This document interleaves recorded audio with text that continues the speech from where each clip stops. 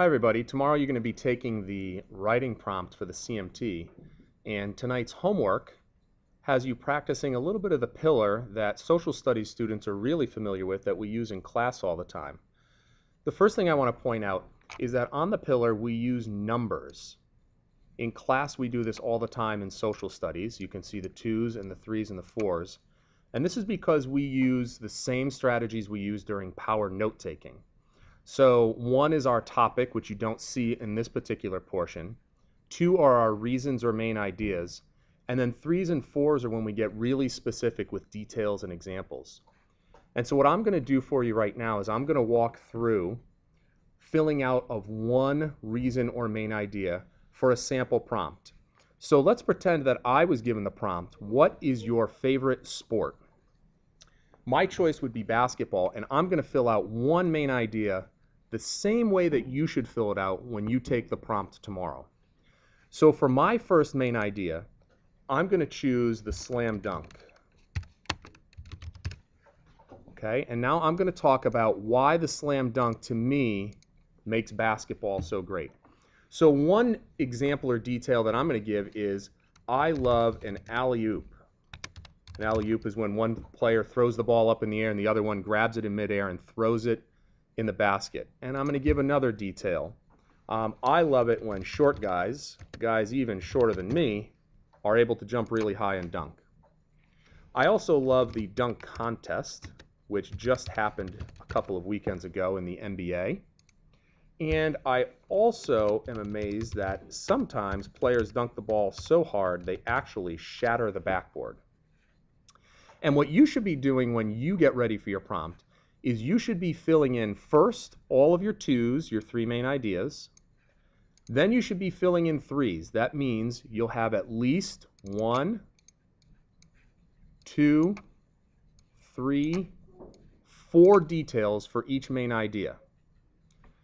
Then, if your teacher has not gotten up and said, your 10 minutes for planning is up, you should begin writing, you then need to go back and you need to put more details into your pillar, because a great pillar equals a great essay.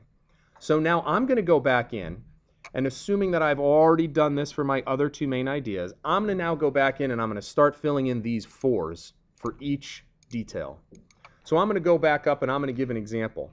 The most memorable alley-oop that I've ever seen was a guy named Grant Hill, who's about as old as me and he still plays. And he had this amazing dunk in the Final Four in 1991. And for me, again, because I'm old, I remember a guy named Spud Webb, who was about 5'5", who used to be able to dunk the ball. He played for the Atlanta Hawks. And for the dunk contest, I remember when Michael Jordan jumped from the free throw line and slam dunked. And with the breaking of backboards, there was a guy who played for the University of Pittsburgh named Jerome Lane, who did it back when I was in middle school. And that's a really famous one in college basketball. So now if I have enough time to do this for all 3 of my main ideas, I have an incredible pillar that's going to allow me to write a great essay. Because if I look at this one main idea paragraph just by itself, I'm going to be able to write at least 9 sentences. I have my topic sentence, and then I'm going to have 8 sentences. 1, 2, 3, 4, 5, 6, 7, 8 that are all about details and examples.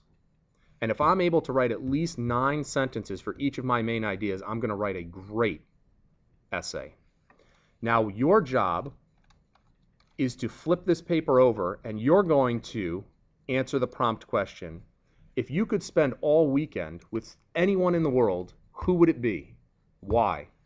You need to set a timer to 10 minutes and complete this as best you can on the back of this paper. Now, you're going to have one little difference. You'll notice that the back of your paper is blank.